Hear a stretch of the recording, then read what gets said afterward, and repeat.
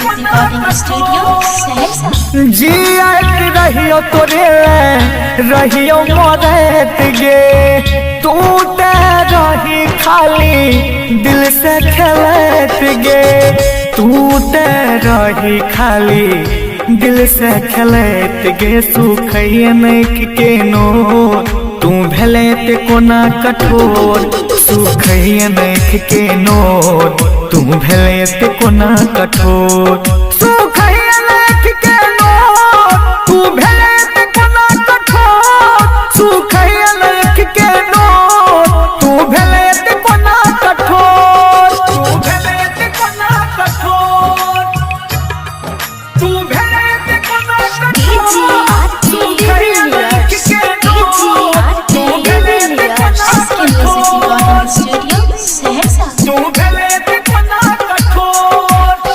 झूठो के क्रिया कसम झूठो के प्यार गे, जिंदगी हमार कर गहले अनार गे।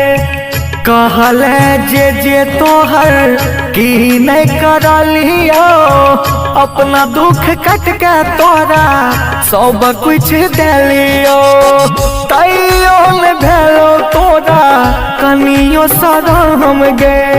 खुश न रहबे जो बेवफा सनम गे, खुश न रहबे जो बेवफा सनम गे। सुखैया नैख के नो तू भेले ते कोना कठोर, सुखैया नैख के नो तू भेले ते कोना कठोर, तू भेले ते कोना कठोर, तू भेले ते कोना कठोर।